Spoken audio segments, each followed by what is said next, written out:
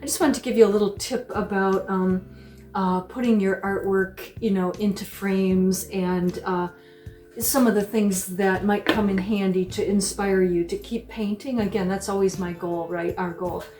Oops, lights are right nice. Is to inspire us to keep on painting. So I've done a lot of paintings. Some of these you've seen in my prior videos. This was the mysterious purple painting, right? I've got, stuff all over right now because of my exhibit coming up. But how do I mean, it gets expensive doing all this framing, right? And in prior videos I've talked about this too, where you can, go to Salvation Army and get frames. You can buy, but I want to urge people when you frame to frame as professionally as you can. It'll make you feel better about your work, and it'll also make your work look professional, which I think is important. I mean, and sometimes cost is an issue, and a lot of times cost. I mean, art supplies are so expensive, and so are the framing materials, and just to get a mat board cut, a single mat, I think it's $20-$30 now, which it's kind of, like, well, how do you get the whole thing framed, right? So, and as I've mentioned before, I buy these ready-made frames that are, in the cases like this, and they're really great because there's a double mat. You can get single mat too if you prefer that. Either one is fine. I just prefer double mat if I can do it, if I can afford it. There's a undermat, even if it's the same color white, which I actually also find and feel is very professional looking. And you can get them in all sizes, okay? These are also framed. These are my smaller pieces, which have an undermat of color. And again, they're just ready-made mats, that you can buy. There's one here. It's just a really loose painting. Was just a little study, and I liked it, and I put it under the mat. I'm gonna frame that, and here is another one, which with the purple undermat makes it kind of work with the painting of magentas. I've done these in videos you can check out. Okay. By the way, welcome to the Spirit of Watercolor. If I didn't say that, I think I did, and that I'm always so glad you're here. And okay, so let's continue. That's the first thing. Let's talk about number one. If you paint small, you can still mat professionally with a good quality mat. The smaller they are, the less they cost, and they can still be very beautiful professional paintings. Okay. Always sign your work, and I always do that too. And then here's tip number 2. Okay. Take your older paintings, and this was in a prior show. Okay, here's my double mat with my, I ordered these frames from American Frame, and I love these kind. They're not super expensive. It's in Maumee, Ohio, and you can order them online. And what I'm going to do is I'm going to take this out. I've got my drawers down here that I bought from like Target, that I can put my paintings in and keep them from getting dusty or dirty, keep them flat. Okay, these nice big drawers. Okay, so that's really important to have something like that. So I'll take this one out, okay? And if you're tip number 3, work in standard sizes, okay? Because then I can get this painting that's going to fit right in there, and take that one out and put it away, okay?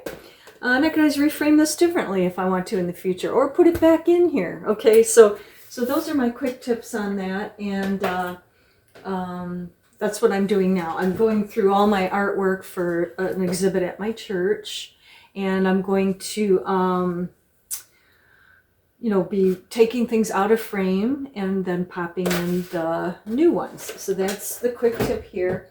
The other thing about framing your work, especially if you're thinking that someone might want to buy it, these American frames, they just have, you use a screwdriver and you screw in the little tops and bottoms here. And then there's instructions with those, by the way.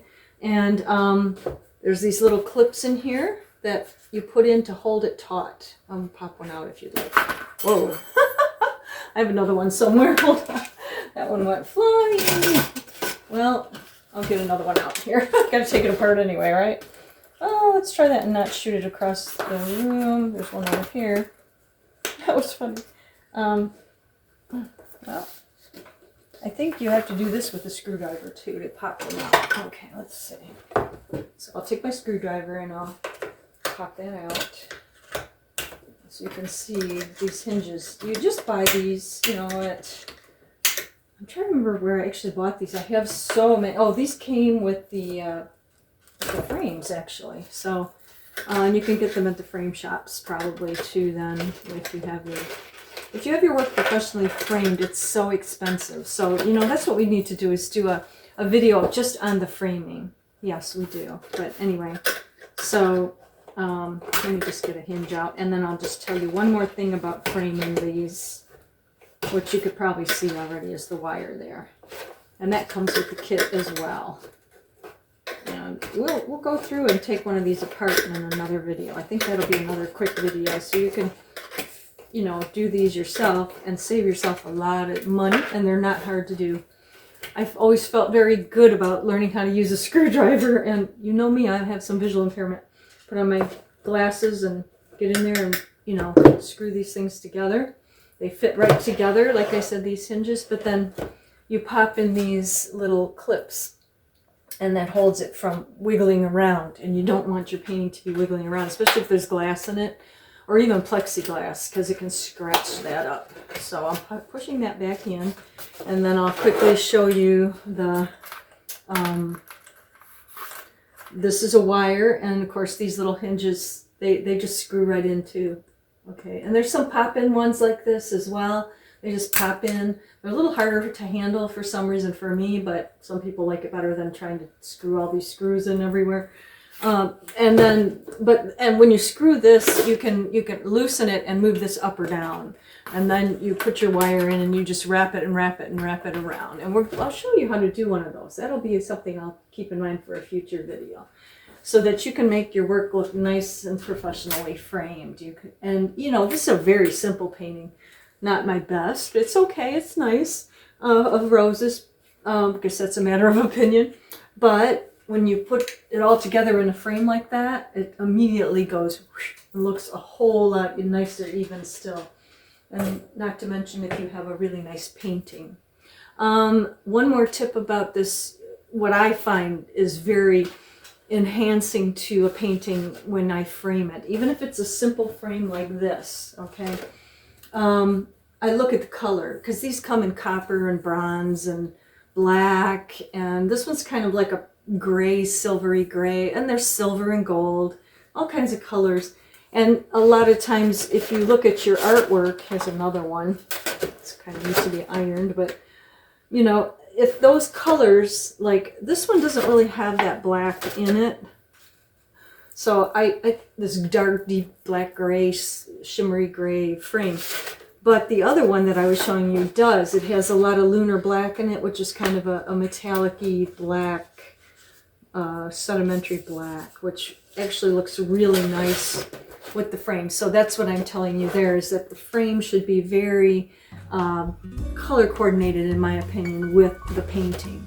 That makes a big difference. And the undermats too. If you're going to do an undermat of color, it should somehow enhance the paint, or, you know, kind of, I want to say coordinate into the painting or go along with it. I tend to usually prefer white, or maybe an off-white. You can get a cream white, different shades, lots of different shades of white that will actually also work well with your paintings. You know, so if you used a kind of a creamy white paper, you might want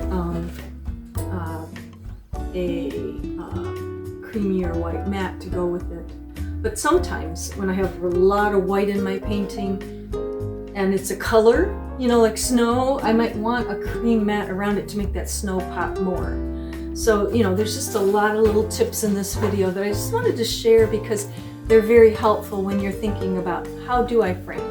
And the reason I urge you to take some of your paintings to framing and get them framed, you'll boost your confidence as an artist, and your work will have more value to yourself and to those who look at it, at your work, and make you feel more validated as an artist. And if that's something, and like I say, artist, the way I define that is a person who wants to create art and create impactful art, beautiful art, sublime art, make a statement, you know, whether it's about something, you know, like I said, beautiful, or something that's, you know, shocking, or maybe not, I mean, a pleasant subject, and you're trying to state that, you know, that it's something that's maybe of national concern or something like that. So there you go. I hope you enjoyed this shorter video. I just wanted to pop this in because it's on my mind, because I'm framing and so on, and I like to take you with me on this journey